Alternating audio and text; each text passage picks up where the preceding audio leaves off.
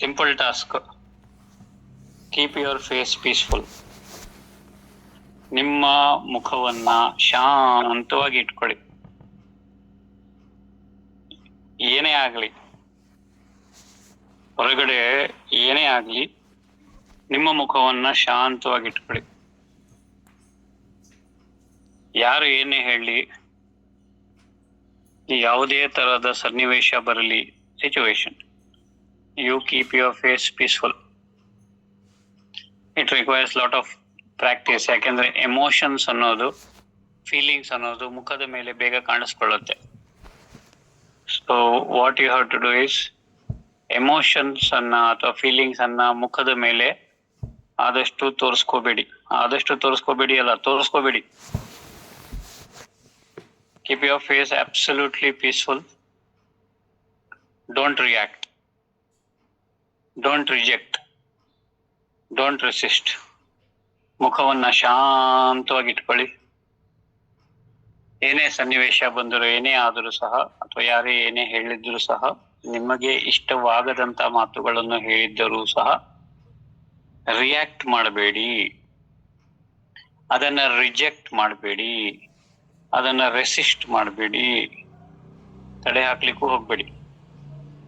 ಅಲ್ಲಗಳಿಸ್ಲಿಕ್ಕೂ ಹೋಗ್ಬೇಡಿ. ಜಸ್ಟಿಫೈ ಮಾಡ್ಲಿಕ್ಕೂ ಹೋಗ್ಬೇಡಿ. Just A com, just A relax, just A peaceful. ನಿಮ್ಮ ಮುಖದ ಮೇಲೆ ಆ ಶಾಂತಿ ಇರೋದನ್ನ ಅವ್ರು ನೋಟಿಸ್ ಮಾಡ್ತಾರೆ, ಖಂಡಿತ. ಓಕೆ. ಸೊ ಯಾರು ಇನ್ಸಲ್ಟ್ ಆದ್ರೂ ಮಾಡ್ಲಿ, ಹೊಗಳಾದ್ರೂ, ಏನಾದ್ರೂ ಮಾಡ್ಲಿ, ಹೊಗಳಿದ್ರು ತೆಗಳಿದ್ರು ಮುಖ ಶಾಂತವಾಗಿ ಇಟ್ಕೊಳ್ಳಿ. Don't show the emotions on the face. Calm ಆಗಿರಿ. ಇನ್ ಎನಿ ಸಿಚುವೇಶನ್, ಯಾವುದೇ ಸಿಚುವೇಶನ್ ಬರಲಿ, ಕಾಮ್ ಆಗಿರಿ. ಇದಕ್ಕೆ ಇಂಪಾರ್ಟೆಂಟ್ ಅಂದ್ರೆ, you have to accept everyone as they are. ಅವ್ರು ಹೇಗಿದ್ದಾರೋ ಹಾಗೆ ನೀವು ಅವರನ್ನ ಅಕ್ಸೆಪ್ಟ್ ಮಾಡಬೇಕು. ನೀವು ಹೇಗಿದ್ದೀರೋ ಹಾಗೆ ಯಾರು ಇರ್ಲಿಕ್ಕೆ ಸಾಧ್ಯವಿಲ್ಲ ಜಗತ್ತಲ್ಲಿ. ಸೊ ಅವ್ರು ಹೇಗಿದ್ದಾರೋ ಹಾಗೆ ಅಕ್ಸೆಪ್ಟ್ ಮಾಡ್ಕೊಳ್ಳಿ. Just accept the way they are. ಅವ್ರು ಹೇಗಿದ್ದಾರೋ ಹಾಗೆ ಅಕ್ಸೆಪ್ಟ್ ಮಾಡ್ಕೊಳ್ಳಿ. ಅವರ ಬಗ್ಗೆ ನಕಾರಾತ್ಮಕ ಯೋಚನೆ ಸಹ ಬರಬಾರ್ದು. ಯಾಕೆ ಅವ್ರು ಹೀಗಿದ್ದಾರೆ, ಯಾಕೆ ಹೀಗೆ ಮಾತಾಡ್ತಾ ಇದ್ದಾರೆ, ಯಾಕೆ ಹೀಗೆ ಆಡ್ತಾ ಇದ್ದಾರೆ, ಎಂಥದ್ದು ಇಲ್ಲ, ಏನೂ ಇಲ್ಲ, nothing. Okay. So keep your face absolutely peaceful. Don't react, don't reject, don't resist. Accept everyone as they are. ಅವ್ರು ಹೇಗಿದ್ದಾರೋ ಹಾಗೆ ಅಕ್ಸೆಪ್ಟ್ ಮಾಡ್ಕೊಳ್ಳಿ. Accept everything as it is. ಎಲ್ಲವೂ ಹೇಗಿದೆಯೋ ಹಾಗೆ ಅದನ್ನ ಅಕ್ಸೆಪ್ಟ್ ಮಾಡ್ಕೊಳ್ಳಿ. Behave consciously. ಕಾನ್ಶಿಯಸ್ ಆಗಿ ಬಿಹೇವ್ ಮಾಡಿ. ಯಾವಾಗ್ಲೂ ನೀವು ರೆಸ್ಪಾನ್ಸಿವ್ ಮೋಡ್ ಅಲ್ಲಿ ಇರಿ, ರಿಯಾಕ್ಟಿವ್ ಮೋಡ್ ಅಲ್ಲಿ ಇರಬೇಡಿ. ರಿಯಾಕ್ಟಿವ್ ಮೋಡ್ ಅಂದ್ರೆ ಗೊತ್ತಲ್ಲ. Don't be in the reactive mode, B in responsive mode. ಅವ್ರು ಏನೇ ಹೇಳಲಿ ಶಾಂತವಾಗಿ ಆನ್ಸರ್ ಕೊಡಿ. ಏನೇ ಮಾತಾಡ್ಲಿ, ಏನೇ ಕೇಳಿ, ಶಾಂತವಾಗಿದ್ದು ಆನ್ಸರ್ ಮಾಡಿ. ನಿಮ್ದು ತಪ್ಪಿರ್ಲಿ ಇಲ್ದೇ ಇರ್ಲಿ, ಶಾಂತವಾಗಿರಿ. ನೀವು ಎಷ್ಟು ಶಾಂತವಾಗಿರ್ತೀರೋ ಅಷ್ಟು ನಿಮಗೆ ಒಳ್ಳೆಯದು. ಓಕೆ. ಬೇರೆಯವ್ರು ಟ್ರೈ ಮಾಡ್ತಾರೆ ನೀವು ಕೋಪಿಸ್ಕೊಳ್ಳಿ, ನೀವು ನಿಮ್ಮ ಮೂಡ್ ಆಫ್ ಆಗ್ಲಿ, ನೀವು ಡಿಪ್ರೆಷನ್ ಹೋಗ್ಲಿ ಅಥವಾ ಡಿಪ್ರೆಸ್ ಆಗ್ಲಿ, ನಿಮಗೆ ಕೆಳಗಡೆ ಹಾಕ್ಲಿಕ್ಕೆ ನೋಡ್ತಾರೆ. ಆದರೆ ನೀವು ಶಾಂತವಾಗಿರಿ. Face is the index of the mind. Okay ದೇವ್ರೆ, face is the index of the mind. Important. ಇನ್ನೊಂದು ಏನು ಅಂತಂದ್ರೆ, ನಿಮ್ಮ ಖುಷಿಯ ರಿಮೋಟ್ ಕಂಟ್ರೋಲ್ ಯಾರಿಗೂ ಕೊಡ್ಬೇಡಿ. ನಿಮ್ಮ ದುಃಖದ ರಿಮೋಟ್ ಕಂಟ್ರೋಲ್ ಸಹ ಯಾರಿಗೂ ಕೊಡ್ಬೇಡಿ. ಅಂದ್ರೆ ಅರ್ಥ ಆಯ್ತಲ್ವಾ? ನಿಮ್ಗೆ ಖುಷಿ ಪಡಿಸ್ಲಿಕ್ಕೆ ಯಾರು ಹೊರಗಿನವರು ಬೇಕು ಅಂತಿಲ್ಲ. ನಿಮ್ಗೆ ದುಃಖ ಮಾಡ್ಲಿಕ್ಕೆ ಯಾರು ಹೊರಗಿನವರು ಬೇಕಂತಿಲ್ಲ. You are the controller of your thoughts. You are the controller of your feelings. You are the controller of your energy. You are the controller of your emotions. You are the controller of whatever happens within you. ನಿಮ್ಮ ಒಳಗಡೆ ಏನಾಗ್ತಿದೆ ಅದರ control ನಿಮ್ಮ ಕೈಯಲ್ಲಿ ಇರಲಿ. ಬೇರೆಯವರ ಕೈಗೆ ಆ ಕಂಟ್ರೋಲ್ ಅನ್ನ ಕೊಡಬೇಡಿ. So this is the task. Is this easy? It is easy. Only thing is it requires practice. Yes, it requires practice. ಒಂದು, ಸೊ ವೆರಿ ವೆರಿ ಇಂಪಾರ್ಟೆಂಟ್. ಇದರಿಂದ ಏನು ಉಪಯೋಗ ಅಂತ ಕೇಳ್ತೀರಾ ನೀವು. ಯಾವಾಗ್ಲೂ ನಾವು ಶಾಂತವಾಗಿದ್ರೆ, ಶಾಂತವಾಗಿರೋದು is very close to bliss, ಆನಂದ, ಹ್ಯಾಪಿನೆಸ್, ಆನಂದಕ್ಕೆ.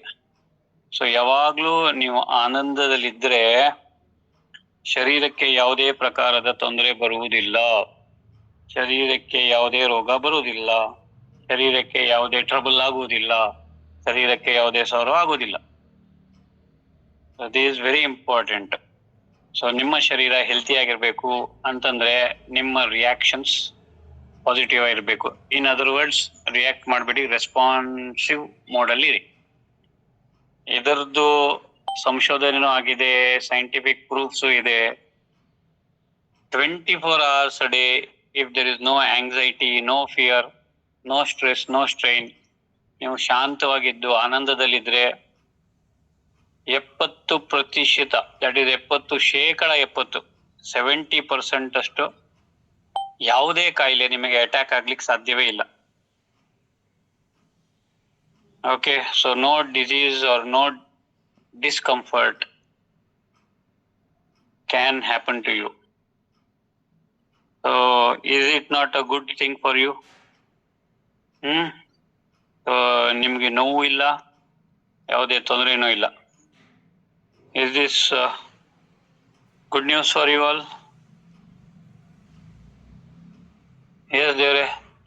ಸೊ ಶಾಂತವಾಗಿರ್ಲಿಕ್ಕೆ ಪ್ರಯತ್ನ ಪಡಿ, ಆನಂದದಲ್ಲಿರಿ, ಯಾವುದೇ ತೊಂದರೆ ಆಗುವುದಿಲ್ಲ. ಅಫ್ಕೋರ್ಸ್ 70% ಆಫ್ ಕಾಯಿಲೆಗಳು ಯಾವುದು ಬರಲ್ಲ ಅಂತ ಹೇಳಿದೆ. ನೀವು ಕೇಳ್ತೀರ ರಿಮೈನಿಂಗ್ 30% ಏನು ಅಂತ. ರಿಮೈನಿಂಗ್ 30% ಫಿಸಿಕಲ್ ಅಥವಾ ಜೆನೆಟಿಕ್ ರೀಸನ್ಸ್ ಅಥವಾ ಯಾವುದೇ ಬೇರೆ ಕಾರಣದಿಂದ ಇರೋ ಸಾಧ್ಯತೆ ಇದೆ. ಆದ್ರೆ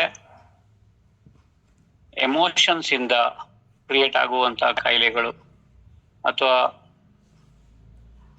ಒಳಗಿನ ಪರಿಸ್ಥಿತಿ ಹೊರಗಿನ ಪರಿಸ್ಥಿತಿ ಅನುಗುಣವಾಗಿದ್ದಾಗ ಅಥವಾ ಇದ್ದಿದ್ರಿಂದ ಆಗುವಂತಹ ಕಾಯಿಲೆಗಳು ಯಾವುದೇ ಬರುವುದಿಲ್ಲ.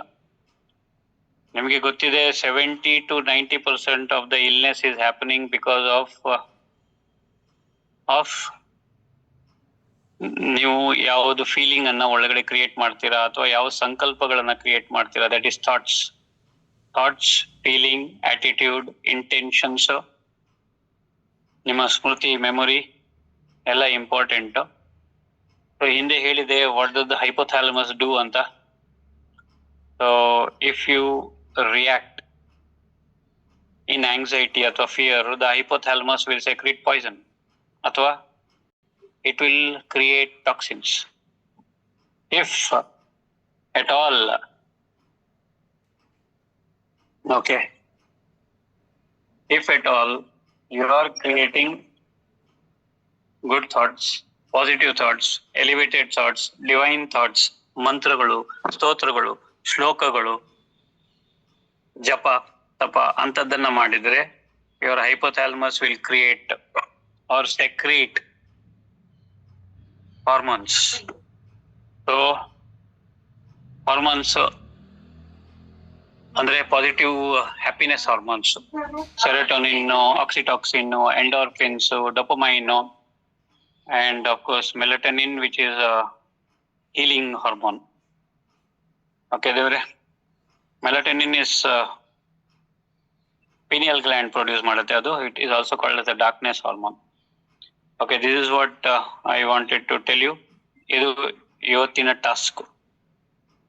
ಸೊ ಇವತ್ತಿನ ಟಾಸ್ಕ್ ಅಂದ್ರೆ ಇವತ್ತಿಗೆ ಮಾತ್ರ ಅಲ್ಲ, ನೀವು ಅದನ್ನ ಪ್ರಾಕ್ಟೀಸ್ ಮಾಡಿ, yes, use it throughout your life.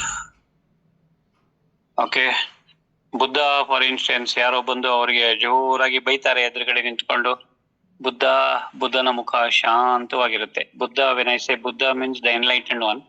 So anyone who is enlightened, yes, will be a Buddha.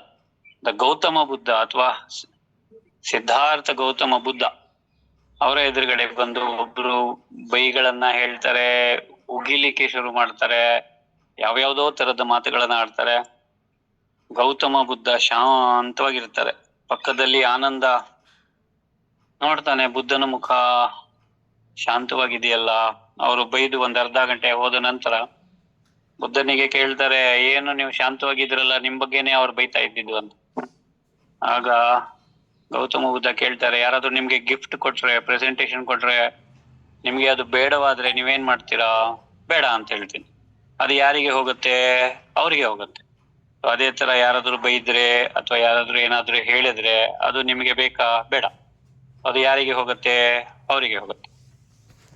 Okay ದೇವ್ರೆ, ಸೊ ಯಾವತ್ತಿಂದ ಪ್ರಾಕ್ಟೀಸ್ ಮಾಡ್ತೀರಾ? ಇವತ್ತು ಶುಕ್ರವಾರ, ಇವತ್ತು ಸರಸ್ವತಿ ಪೂಜೆ, ಇವತ್ತು ಎಸ್ ದೇವ್ರೆ, it is up to you to practice this and I want all of you to practice this.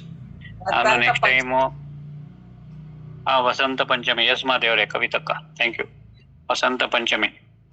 Okay, so next time ಬೆಂಗಳೂರಿಗೆ ಬಂದಾಗ I want to see all the faces blissful. Okay, ಕ್ಲಾಸ್ಗೆ ಬರೋಲ್ಲ ಆಮೇಲೆ. Okay ಅಲ್ವೇನ್ರಿ?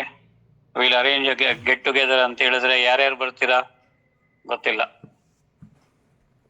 ಬರ್ತೀರಾ? Okay, Pallavi ಅಕ್ಕ has lifted her hand. Okay, Asha ಅಕ್ಕ has lifted her hand. Okay, all have lifted. ಶ್ವೇತಕ್ಕ lift ಮಾಡಿಲ್ಲ, ಸೊ ಶ್ವೇತಕ್ಕ will not come. It's okay, no problem. Kinnari ಅಕ್ಕ ಇಸ್ ಲಿಫ್ಟೆಡ್. ಕಿನ್ನರಿ ಅಕ್ಕ, you are moving somewhere. Hope you are not driving. ನೀವು drive ಮಾಡ್ತಾ ಇಲ್ಲಲ್ಲ? Hope you are not driving. You are driving? Then no. Okay, okay, if you are pillion then fine ದೇವ್ರೆ. Okay, Devre. So this is what I wanted to tell, and that is a task.